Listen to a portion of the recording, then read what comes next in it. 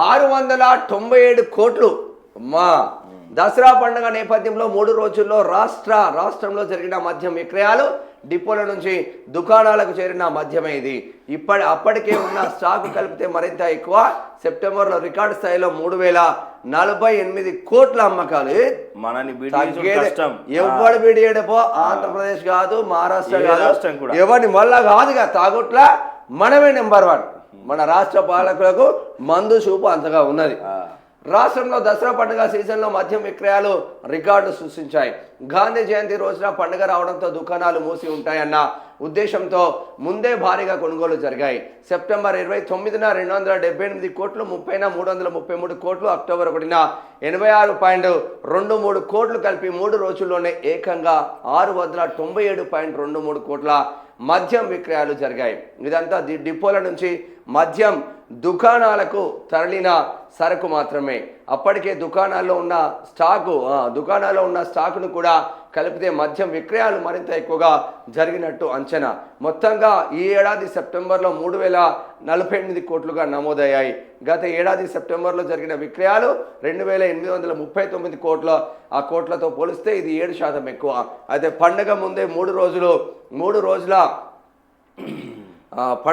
3 రోజుల లెక్కనే పరిశీలిస్తే విక్రయాలు 50% పైనే పెరిగినట్లు చెప్తున్నారు. బీర్లకు తగ్గిన డిమాండ్ ఎందుకో పాపం అందరు అప్గ్రేడ్ అయిండ్లు.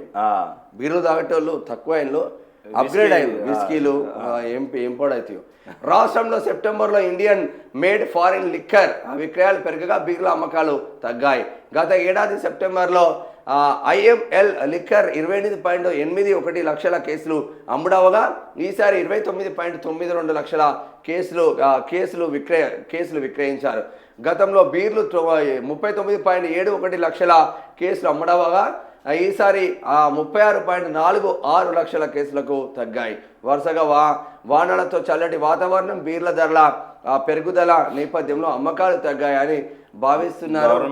ఎక్కడ తగ్గేది లేదు, గవర్నమెంట్ బాధపడద్దు. దాదాపు సెప్టెంబర్ నెలలోనే 3048 కోట్లు దాగి పడేసిన ఖాళీ సీసాలు దొరికినాయి రాష్ట్ర సర్కార్కు. అవసరమైతే దీన్ని బీటీ చేస్తాం మేము. అరే దీన్ని బీటీ చేస్తామే, తప్పేముంది చెప్పు. అయితే మాతో బాజాప్తా అవుతుంది. మా వాళ్ళు కంకణం కట్టుకుంటారు,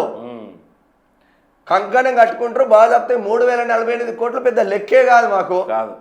అంతా తాగి పడేస్తాం మేము. ఎక్సైజ్ డిపార్ట్మెంట్ లెక్కలు వేసుకుంటున్నారు. ఏ జిల్లాలో ఎక్కువ తాగిపించినాం మనం. ఎందుకు కరీంనగర్లో కొంచెం ఎక్కువ వచ్చింది, ఆదిలాబాద్లో కొంచెం తక్కువ వచ్చింది అని లెక్కలు వేసుకుంటున్నారంట. కార్యక్రమాలు కూడా పెట్టాలి, ఎక్కువ ఎక్కడ ప్రోత్సహించండి. అట్లా ఎవడైతే ఎక్కువ కొంటున్నాడో ప్రోత్సహించండి. సీసీ కెమెరాలు పట్టుకొని రెగ్యులర్గా పొద్దున్నే వైన్ షాప్ 10:30కి 10 గంటలకు ఎప్పుడు తీస్తారని మా వాళ్ళు పోతూ ఉంటారు. వాళ్ళని ప్రోత్సహించద్దా?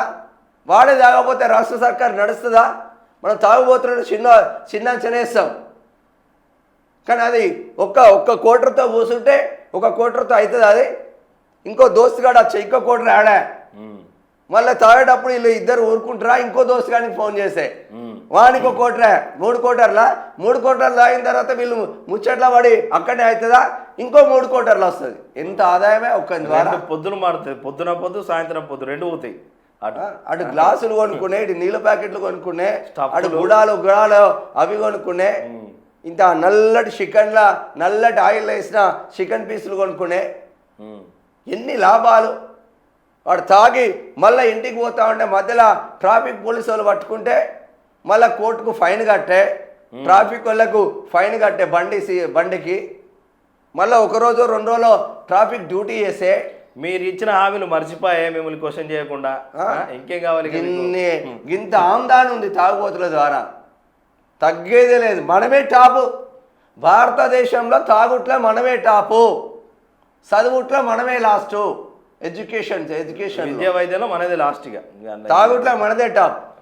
సెల్యూట్ కొడతా ఉన్నాం కేసీఆర్ రేవంత్ రెడ్డికి.